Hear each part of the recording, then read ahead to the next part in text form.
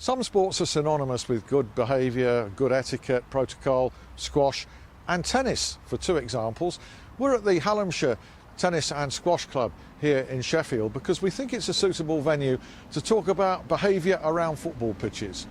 One guy from Merseyside, Mal Lee, had a big idea on that subject, and it led ultimately to the FA's Respect campaign. His campaign, Don't Cross the Line, a big idea. The T-shirt says it, don't cross the line. But Mal, a little bit more explanation. What's all this about and when did it start? It started in late December 2003. I used to be a coach of a junior football team and I used to be on a committee. I was walking along the, well, it was the right place to be. It was Stanley Park between Liverpool Football Club and Everton Football Club. Great place to be, great place to have kids football. And we actually, being on the committee there, we actually witnessed a free-for-all. And it was under 14s, two teams boxing on a football pitch. The referee was getting chased by the kids, the referee was getting chased by the parents. It was unbelievable. It was a free-for-all, as I say. People were wanting to fight, the referee was panicking. We witnessed it. That was when the Don't Cross the Line come to light to me. We had to do something. There was no governing body doing anything whatsoever. But of course it's one thing thinking it, it's quite another actually doing it. It all started because that was just playing on my mind. I just knew, and I was saying to a referee walking across Stanley Park, something has to be done here. We have to do something. We have to do some sort of campaign to stop this. It's too rife, it's all over the country. We need to do it. So I went home and I was thinking and thinking and thinking, and I came up with Don't Cross the Line, with the CROSS. So the wife turned around when I was showing her everything. I was starting to say, what do you think of that? And she had an input. She said, no, just put the X in to make the Don't Cross the Line sort of thing. So I did. 48 hours later, it was all in print. I went to bed that night. I wrote everything. I was up in my sleep. Everything, every part of I wanted to see how the Don't Cross the Line campaign worked. 48 hours later, in print, and then I was at Goodison Park in a meeting. They took it on board. They loved the idea, and Liverpool Football Club followed suit as well. Loved the idea. So you had connections, did you, to the two Liverpool clubs? No, not at all, but have now. How difficult was it to get in the door? It was very difficult. I remember the lad, the community from Everton Football Club, walking into me, turning his back on me and said, look, we have thousands of people here. He said, I've just squeezed in for a meeting. He said, while I make myself a cup of coffee, you read out what it is. He said, but don't take offence to this if I don't take it on. And I just started reading out. Well, I didn't read it out, it was in my head, so I rattled it off. And he just stopped, he froze, and he turned around and he went, would you like a cup of coffee? He said, I've never offered anyone from the community a cup of coffee, but I like what you're doing, I like the concept of the Don't Cross the Line. And that's how it was born. So you were there trying to break down doors, trying to burst through walls. It's okay getting, say, 2 Premier League clubs on board, which is a terrific start, but where did you go from there? I just persevered. I just don't say no. Don't take no for an answer. I was on the phone every angle I could think of, you know, and it was great to have Liverpool and Everton Football Club. It was a start. I went to the county FAs. I was throwing in ideas. I went to the FA. First of all, they didn't take me serious. They wanted to just talk to me, and they were fobbing me off. It took me a couple of years, I'd say, to really make an input into the FA sort of thing, you know, and it was Kelly Simmons I started talking to before Dermot Collins took over. Actually went down to Soho Square. We were talking about what the Don't Cross the Line was all about. People were starting to take notice, and the radio stations, the media, the local ones had me on all the time. It was starting to make sound waves. We were starting to get results, and people were starting to listen. Okay, and in the meantime you launched a website. In the meantime, I launched the website as well for Don't Cross the Line. That was going rather well, and then we started asking, could we put the logos on? People, football clubs will always tell you, we can't help you. They always think you're after money, but when you tell them that you're not after money, just the logo, it's a different story. You get it no problem whatsoever. We told them what we were all about. We didn't want money. We've never ever asked them for any money. We've never had a penny off any football club, even though you'd look on our website, you'd see every logo, because all the governing bodies, supporters, we're self-supported, and we rely on funding and any donations, and that's how we progressed. And sometimes the FA, it'll cost millions of pounds to put a respect programme on. It costs Don't Cross the Line absolutely nothing, and we're still going 12 years on. Well, respect to you, because it won't have cost you nothing. There's all the phone calls, all the stamps, all the travelling to meet people. Yeah. Actually, there's a fair old bill that you've... Massive bill, massive bill. But, you know, any manager will tell you, if you're involved in grassroots football and you really do respect the kids and what it's all about, because it's only the kids, it's developed the skills. It's developed the kids playing football. It's for them to learning curve. And any manager, any good manager will always tell you, it's in your heart. You just can't take money off kids, and that's what it's all about, and it's going on today as well. Well, actually, Mal, you date from a time, 2003, when I would stand on a cold, freezing touchline watching my son. And frankly, I was appalled at times by the way the parents behaved on occasions, not every week, but some of the things they would shout, some of the things the managers would shout at kids who were there simply to, or should have been there, just to enjoy the game. And so I think we've all experienced but not the kind of free-for-all that you experienced. It's done worse than that. I've actually, witnessed parents facing each other with baseball bats. These are under-10s games. I've seen parents run across a pitch towards a referee. I've seen parents punch a parent in front of all these kids, 8s, 9s, 10s years of age. It really is, any new parent watching this now don't have to panic a little bit now, because it really has improved. But these were the times when no one was doing anything about that. No one was putting the foot in and trying to do anything to help them, because it's always in front of the kids. Yeah. And it was the kids who were getting... there was no respect there, especially towards the referees. And you know yourself, when a referee blows that whistle, one side will love it, the other side will hate it, and vice versa. And that carries on throughout the game, so that referee is the enemy. I was asked the question once, why do you support referees? Because the referees are there, they're the target for all these irate parents and spectators. When that referee, as I say, blows that whistle, it's for a reason. He sees or she sees a foul, anything. They don't like that. They want to try and put their spoke in. They become the referee and they want to attack that referee, and that's why we started Don't Cross the Line, and the person in the middle is the one that we do support right the way through. And interestingly, it became almost literally Don't Cross the Line with your recommendations, which were? Well, the recommendations, it totally worked, because we come up with the barriers as well. We launched them in around about 2008.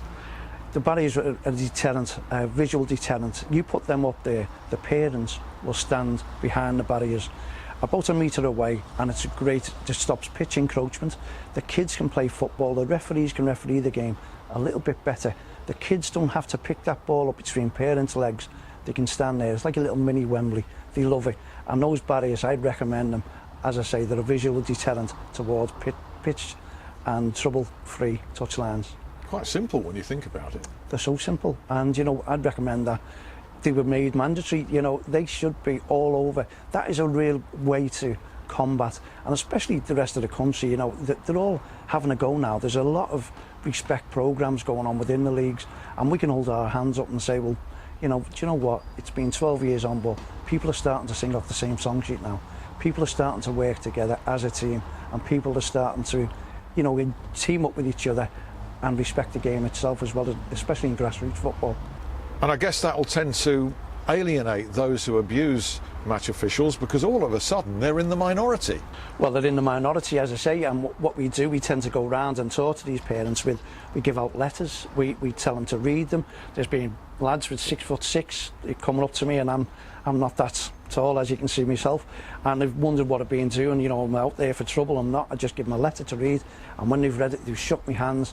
They've turned around and said, you know what, I'm basically living my life through little Tommy on a football pitch. I need to stop this. You are right.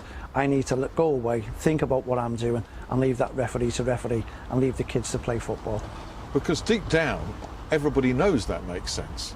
That is totally sense, and that's what we tell everyone. It's all about grassroots football. It's all about the kids playing football. It's all about the kids learning the game and developing the skills. That's all it's about, and we need to educate more parents on a touchline and spectators to behave on a touchline, to show respect towards the referee, because without the referee there is no game. And in grassroots football, that's where every professional footballer starts. But you'd think, Mal, that you still might be banging your head against the proverbial brick wall unless behaviour right at the top of the game that everybody sees improves. Well, this is what we look at as well, because when you look at the big camera companies, you know, your Sky Sports, your Sky News, what they do, they tend to zoom in towards a player who's giving a mouthful. Kids are watching this day in, day out. We'd love those cameras just to pan back, like the terrestrial TV stations have started doing.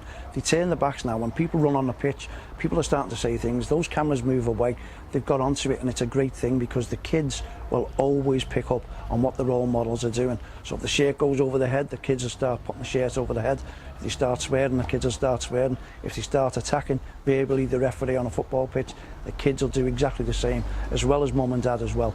If the top level don't behave, then the kids are going to, unfortunately, take their attitudes with them on a football pitch.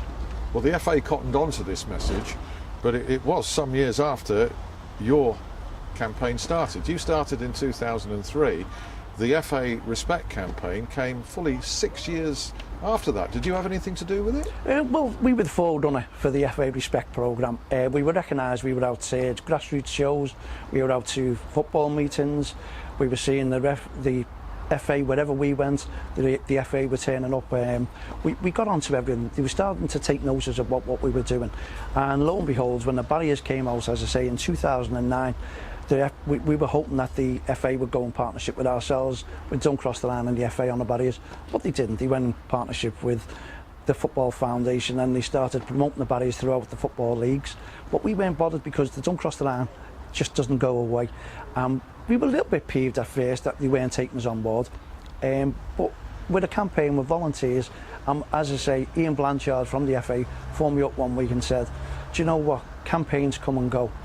He said, but your campaign looks like it's here to stay, and everyone is talking about you in the FA headquarters. Keep up the good work. And we're here now, 2014, and we're still going strong. So behind the scenes, at least, you've had acknowledgement. Behind the scenes now, since Dermot Collins took over, absolutely tremendous guy within grassroots football. He has given me a lot of help. The FAs, the county FAs all over the country are now starting to take notice of the Don't Cross the Line campaign. They're starting to support us when we do our awareness weekend with the PGMO. Well, over several years I've been wearing our t-shirts all around the football grounds in support. All the referees and officials in the warm-ups have been sporting our t-shirts all around the football grounds. Once a year we do this, and it really is a tremendous success, and we get everyone on our side, and more teams, clubs, and even the FA now are supporting that awareness weekend.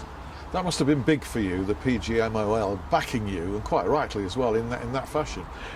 Other than Keith Hackett coming on board as an ambassador, yes, it was big, because without Keith Hackett, the Don't Cross the Line campaign would not have been where it was.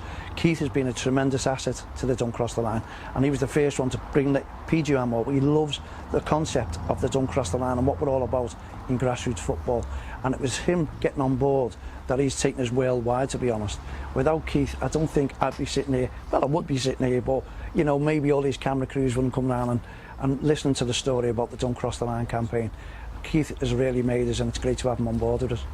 Okay, so you started 2003, we're now 2014, that's 11 years. The difference in terms of behaviour across the board in football, and is it acknowledged enough by the wider media that behaviour has improved, do you feel? Yes, now with all the figures, people have asked us, do you keep figures? And I say, well, not really now. I said, because my figures wouldn't coincide with the FA's, but I look at the FA's figures and they're telling me there's more referees coming into the game, there's less attacks on referees, which can only be pointed towards Don't Cross the Line, because we want everyone on board. We're not the volunteer gang who turn around and say we want all the ideas, we want to pinch all them, this is our ideas. No, we just like recognition. That's all we like, recognition, as we started it. And everyone now, as I say, are singing off the same song sheet.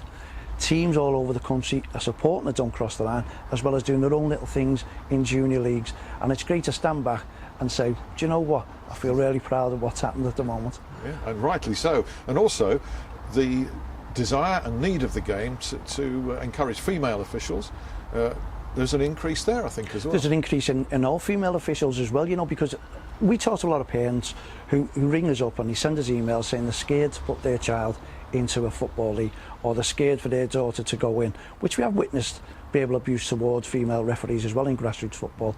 There was one instance where an adult really verbally abused a young girl on a touchline, saying that she should be at home with her mother helping to wash the dishes. Everyone started laughing. The girl carried on the game, was in tears. The father come over to me, I went over to the girl and we had a really good talk. She was about to leave and we actually talked her back into the game, and we still see that girl on the touchline refereeing, having a lovely time, who keeps thanking us all the time for turning around to going into the game, because she said now it's a lot easier. That person, by the way, who verbally abused her, doesn't manage anymore, which we have some success rates with the Don't Cross the Line campaign and your local county FAs, so it is working.